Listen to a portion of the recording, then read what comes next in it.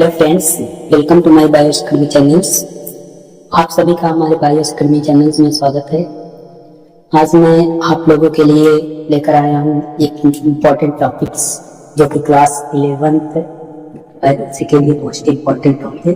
तो हमारा टॉपिक है कोशिका चक्र एवं कोशिका की प्रावस्थाएं।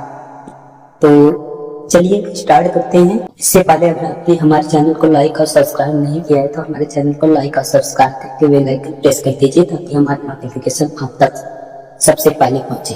तो आज के इस गहन विश्लेषण में हम जीव विज्ञान के एक बहुत ही बुनियादी लेकिन बेहद रहस्यमय विषय पर चर्चा करने वाले हैं। हाँ, और ये एक ऐसा विषय है जो मतलब जीवन के अस्तित्व का आधार है। बिल्कुल, हम बात कर रहे हैं कोशिका चक्र और कोशिका विभाजन की। तो आज का हमारा जो मुख्य उद्देश्य है वो है छात्रों के लिए इस पूरी प्रक्रिया को, मतलब कोशिका चक्र के चारों चरणों को सरल भाषा में समझाना। और साथ ही सिंथेटिक चरण और माइटोटिक चरण के बीच का जो गहरा अंतर है उसे भी स्पष्ट करना। हाँ, और हम कुछ व्यावहारिक उदाहरण भी देखेंगे कि कोशिकाएं आखिर विभाजित होना क्यों बंद कर देती हैं। बिल्कुल, वो काफी दिलचस्प हिस्सा है इस पूरी चर्चा का। तो सुनने वालों के लिए ये एक बहुत ही शानदार सफर होने वाला है। ठीक है, तो आइए इसे खोलकर समझते हैं। शुरू करते हैं। ये पूरी प्रक्रिया मुख्य रूप से 4 चरणों में बटी है।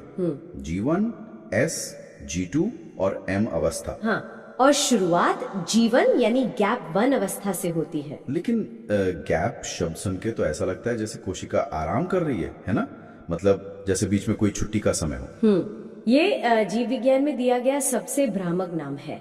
मतलब शुरुआती वैज्ञानिकों ने जब माइक्रोस्कोप से देखा तो उन्हें लगा कि विभाजन के बाद कोशिका के अंदर कुछ भी नहीं हो रहा है। अच्छा, तो उन्होंने इसे बस एक गैप मान लिया। बिल्कुल, लेकिन असल में अगर हम आणविक स्तर पर देखें तो जीवन अवस्था कोशिका चक्र का सबसे व्यस्त और सबसे ज्यादा ऊर्जा खर्च करने वाला चरण है। अरे वाह, मतलब ये आराम का समय बिल्कुल नहीं है। एकदम नहीं।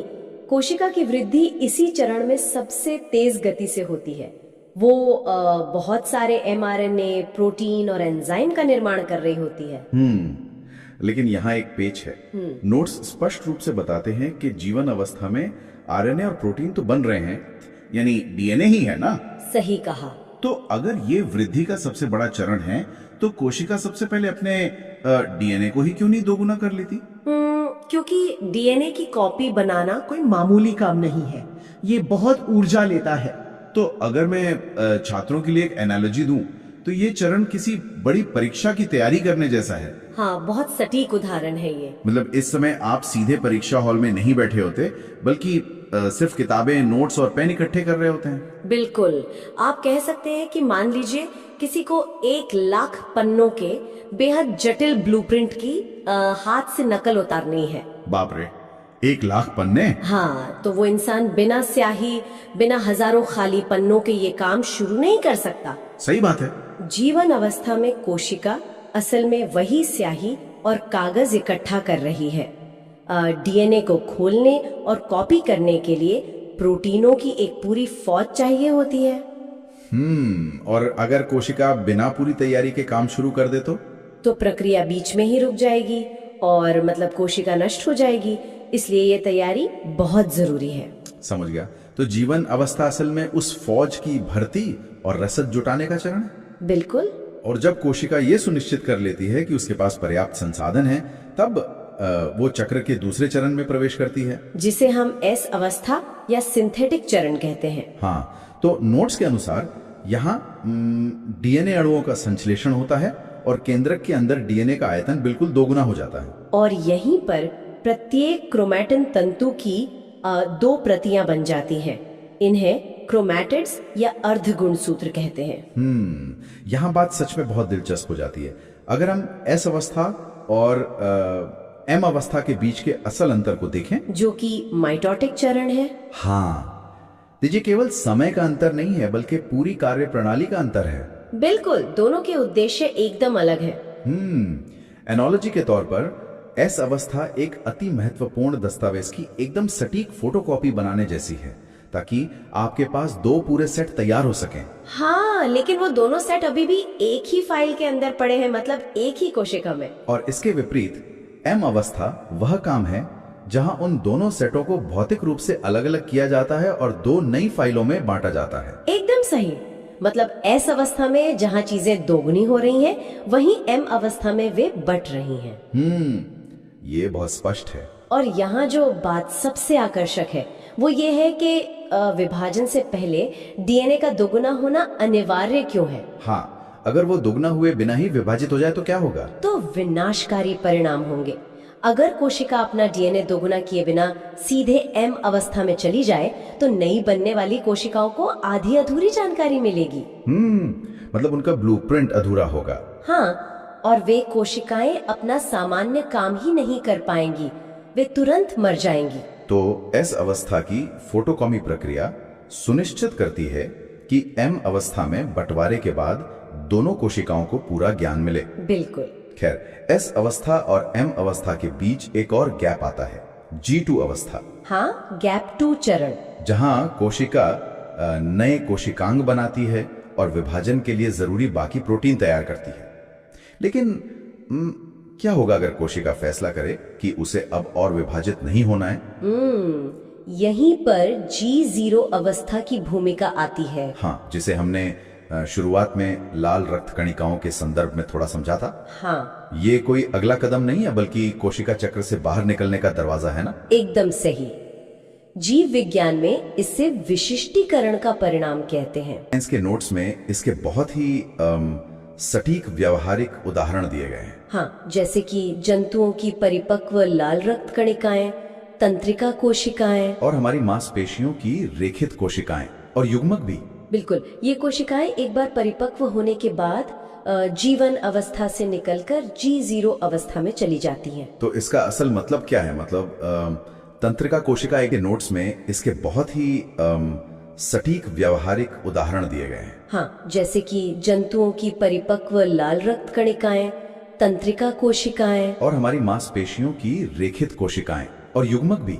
बिल्कुल, ये कोशिकाएं एक बार परिपक्व होने के बाद G1 अवस्था से निकलकर G0 अवस्था में चली जाती हैं। तो इसका असल मतलब क्या है? मतलब तंत्रिका कोशिका एक बार बनने के बाद अपना विभाजन क्यों रोक देती है?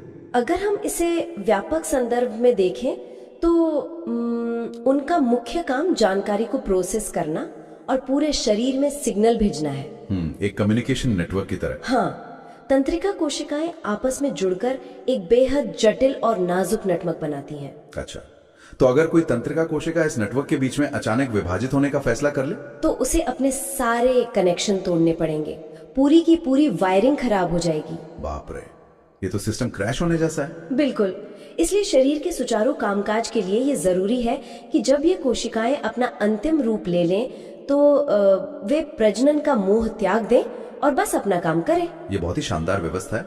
लेकिन जो कोशिकाएं G0 में नहीं जाती और विभाजित होती हैं, उनके सामने तो बहुत बड़ी चुनौती है। हाँ, डीएनए की करोड़ों कोडिंग लाइनों को बिना किसी गलती के कॉपी करना। तो कोशिका ये कैसे सुनिश्चित करती है कि इस पूरी अफरा तफरी में कोई भयानक गलती ना हो जाए?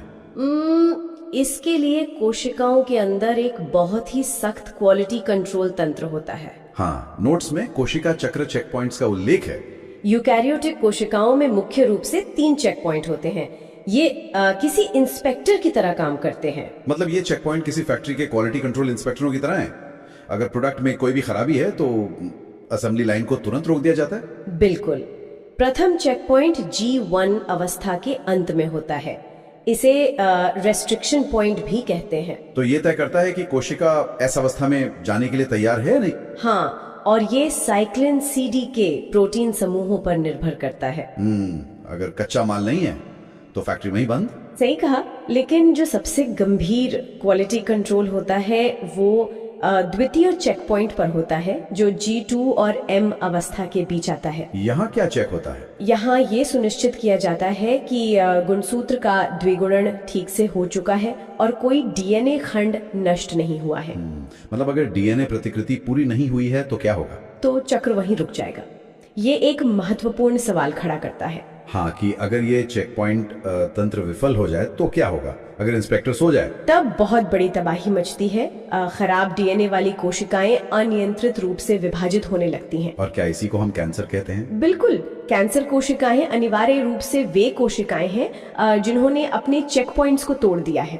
तो ये क्वालिटी कंट्रोल सचमुच जीवन और मृत्यु का सवाल है। हाँ, और फिर एक तृतीय चेक पॉइंट भी होता है। जो मेटाफेज से एनाफेज के मध्य आता है। बताते हैं कि विभाजन मुख्य रूप से 3 प्रकार का होता है: असूत्री, समसूत्री और अर्धसूत्री विभाजन। असूत्री या जिसे एमाइटोसिस कहते हैं वो सबसे क्रूर तरीका है। मतलब बिना तर्कु तंतुओं के सीधा विभाजन, जैसे प्रोकैरियोट या शैवाल में होता है। हाँ, इसमें केंद्रक बस बीच से पिचकता है और 2 हिस्सों में टूट जाता है। जैसे गुंदे हुए आटे की लोई को हाथों से खींचकर 2 टुकड़ों में तोड़ देना। एकदम सही। लेकिन जटिल जीवों में समसूत्री विभाजन यानी माइटोसिस होता है। समसूत्री विभाजन एक एग्जैक्ट कॉपी बनाने जैसा है ना? मात्र कोशिका से समान गुणसूत्र संख्या वाली 2 संतति कोशिकाओं का निर्माण। बिल्कुल, इसके केंद्रक विभाजन में 4 प्रावस्थाएं होती हैं: प्रोफेज, मेटाफेज, एनाफेज और टीलोफेज। प्रोफेज में गुणसूत्र संघनित होते हैं ना? हाँ, सामान्य अवस्था में डीएनए धागों के उलझे हुए गुच्छे की तरह होता है। प्रोफेज में कोशिका उसे कसकर लपेटती है। डीएनए स्पगेटी के कटोरे की तरह। अगर उलझी हुई स्पगेटी खींचेंगे तो टूट जाएगी। बिल्कुल सही, इसलिए मोटे बंडल बनते हैं। और फिर मेटाफेज आता है जहां वे मध्य पट्टिका पर एकत्र होते हैं। और यही तर्कु तंतु या स्पिंडल फाइबर्स उन्हें पकड़ते हैं। हाँ, और इसी समय वो तृतीय चेक पॉइंट काम आता है। कोशिका तब तक एनाफेज शुरू नहीं करती जब तक हर गुणसूत्र ठीक से न जुड़ जाए। और फिर एनाफेज में वे झटके से अलग होकर ध्रुवों की ओर जाते हैं। अंततः टीलोफेज में केंद्रक झिल्ली का पुनर्निर्माण होता है। और फिर कोशिका द्रव्य विभाजन हो जाता है। 2 नई हूबहू कोशिकाएं बन गई। बिल्कुल। लेकिन समसूत्री विभाजन से शरीर तो बढ़ता है, पर प्रकृति में जो बदलाव आते हैं वो कैसे होते हैं? उसके लिए अर्धसूत्री विभाजन या मियोसिस होता है। इसमें गुणसूत्रों की संख्या आधी हो जाती है। हाँ, नोट्स में मियोसिस 1 के प्रोफेज 1 की 5 उप प्रावस्थाएं बताई गई हैं: लिप्टोटीन, जाइगोटीन, पैकेटीन, डिप्लोटीन और डाइकाइनेसिस। इनमें सबसे महत्वपूर्ण है पैकेटिन चरण। यही पर जीन विनिमय या क्रॉसिंग ओवर होता है ना? बिल्कुल, समजात गुणसूत्र अपने डीएनए के हिस्सों की अदला बदली कर लेते हैं। मतलब समसूत्री विभाजन एक एग्जैक्ट कॉपी बनाता है, लेकिन अर्धसूत्री में जो पैकेटिन के दौरान विनिमय होता है वही प्रकृति में नए बदलाव लाता है। एकदम सही। यही आनुवंशिक विविधता जीवन के विकास का पूरा आधार है। इसके बिना हम बदलते पर्यावरण के अनुकूल नहीं ढल पाते। ये सच में अद्भुत है। हाँ, बहुत ही सुंदर प्रक्रिया है। तो मतलब आज हमने जीवन की तैयारी से लेकर एस अवस्था की फोटोकॉपी, चेक पॉइंट्स के सख्त क्वालिटी कंट्रोल और अंततः एम अवस्था के विभाजन तक का पूरा सफर तय किया है। और हमने G0 अवस्था को भी बहुत करीब से समझा। हाँ, और मैं उसी विचार पर वापस आना चाहता हूँ। स्रोत सामग्री में हमने देखा कि तंत्रिका कोशिकाएं एक बार बनने के बाद G0 अवस्था में चली जाती हैं और दोबारा विभाजित नहीं होती। बिल्कुल। तो जरा सोचिए, अगर भविष्य में विज्ञान साइक्लिन प्रोटीन और इन चेक पॉइंट्स पर पूरा नियंत्रण पाले तो क्या होगा? ये बहुत बड़ा विचार है। मतलब क्या हम उन तंत्रिका कोशिकाओं को G0 अवस्था से बाहर निकालकर फिर से विभाजित होने के लिए मजबूर कर सकेंगे? अगर ऐसा हुआ तो चिकित्सा विज्ञान में बहुत बड़ी क्रांति आ जाएगी। बिल्कुल। क्या इससे रीढ़ की हड्डी की चोटों या अल्जाइमर जैसी मस्तिष्क की बीमारियों का इलाज पूरी तरह से बदल सकता है? ये तो आने वाला वक्त ही बताएगा, लेकिन संभावना बहुत ही रोमांचक है। एकदम। तो सुनने वालों के लिए ये एक बहुत